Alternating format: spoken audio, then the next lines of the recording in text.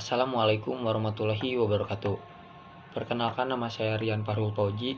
Saya berasal dari kelas 12 IPS 3. Di sini saya akan mempresentasikan atau menjelaskan tentang konsep persamaan dasar akuntansi. Hal-hal yang berkaitan dengan struktur dasar akuntansi meliputi persamaan dasar akuntansi atau basic accounting equation dan penyajian informasi akuntansi dalam laporan keuangan. Konsep persamaan dasar akuntansi merupakan hal yang paling mendasar dari struktur akuntansi. 1. Pengertian persamaan dasar akuntansi. Persamaan dasar akuntansi merupakan hubungan antara harta, utang, dan modal yang dimiliki oleh perusahaan. Persamaan dasar akuntansi digunakan sebagai dasar pencatatan sistem akuntansi. Artinya, setiap transaksi yang terjadi harus dicatat dalam dua aspek. Transaksi yang mengubah aktiva diimbangi perusahaan pada kewajiban. Jadi, persamaan dasar akuntansi adalah keseimbangan antara sisi kiri atau aktiva dan sisi kanan atau pasiva. Perubahan yang timbul akibat adanya transaksi keuangan keseimbangan akan selalu dipertahankan. Persamaan dasar akuntansi berguna untuk mengetahui perubahan kekayaan dalam perusahaan setiap terjadi transaksi. Selain itu juga untuk mengetahui berapa besar yang telah digunakan dan dibelanjakan dalam satu periode akuntansi. Yang kedua atau yang selanjutnya, unsur-unsur persamaan dasar akuntansi. Sebelum membahas mengenai bentuk persamaan dasar akuntansi, maka kita harus mengetahui unsur-unsur yang ada dalam persamaan dasar akuntansi. Berikut unsur-unsur persamaan dasar akuntansi. Yang ke-1, aktiva.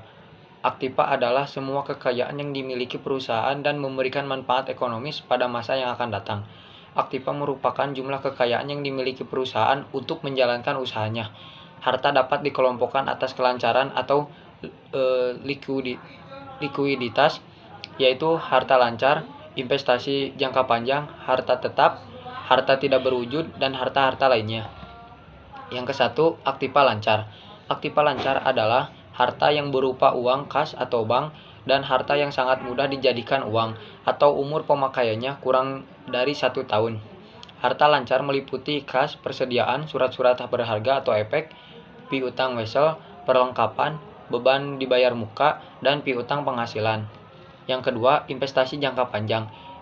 Investasi jangka panjang merupakan bentuk penyertaan jangka panjang di luar kegiatan pokok perusahaan.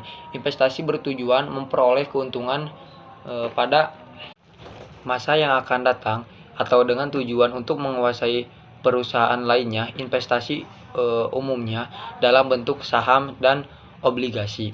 Yang ketiga, aktiva tetap.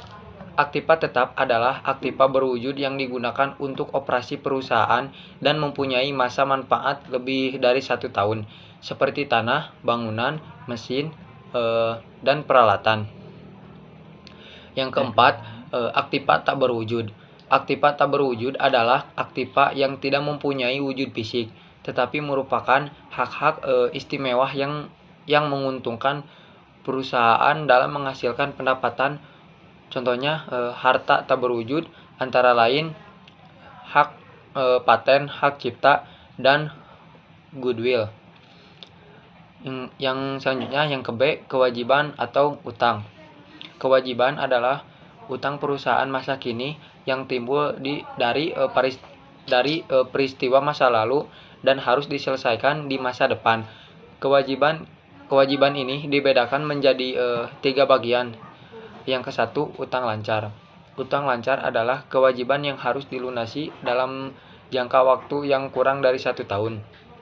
Utang lancar meliputi wesel bayar, utang usaha atau utang dagang, biaya yang masih harus dibayar, dan pendapatan diterima di muka. Yang kedua, utang jangka panjang. Utang jangka panjang adalah kewajiban yang jangka waktu pelunasannya lebih dari 1 tahun. Utang ini timbul karena pelunasan perusahaan untuk membeli peralatan baru atau mesin-mesin baru. Yang ketiga, utang lain-lain. Utang lain-lain adalah utang yang tidak termasuk utang lancar ataupun utang jangka panjang, misalnya utang kepada direksi dan kepada pemegang saham. Yang selanjutnya, poin yang ke-C, modal. Modal adalah hak pemilikan atas harta perusahaan yang merupakan kekayaan bersih, yaitu selisih harta dengan utang. Pemberian nama akun modal atau modal tergantung jenis perusahaan. Yang selanjutnya yang kedua, pendapatan. Pendapatan adalah semua hasil yang diperoleh perusahaan dalam melakukan usahanya yang mengakibatkan bertambahnya aset, bukan karena adanya penambahan modal dari pemilik atau penambahan utang kepada pihak lain. Jenis pendapatan ada dua, antara lain yang ke satu pendapatan usaha, yaitu pendapatan yang berhubungan langsung dengan kegiatan usaha. Yang kedua pendapatan di luar usaha, yaitu pendapatan yang tidak berhubungan langsung dengan kegiatan usaha. Misalnya sebuah perusahaan dagang menyewakan sebagian ruang yang tidak dipakai untuk kegiatan usaha pihak lain. Yang selanjutnya yang beban. Beban adalah berkurangnya nilai aktiva atau bertambahnya kewajiban yang mengakibatkan penurunan ekuitas yang tidak berhubungan dengan penarikan modal dan pembagian laba kepada penanam modal. Jenis beban ada dua, antara lain yang ke satu beban utama, beban usaha. Beban usaha yaitu pengorbanan yang langsung berhubungan dengan kegiatan usaha. Yang kedua, beban lain-lain, yaitu pengorbanan yang tidak langsung berhubungan dengan kegiatan pokok usaha. Misalnya beban bunga yang dibayar oleh perusahaan pada saat tertentu atas pinjaman yang diperoleh dari bank. Yang selanjutnya yaitu yang ketiga, bentuk persamaan dasar akuntansi. Persamaan akuntansi menunjukkan posisi keuangan perusahaan.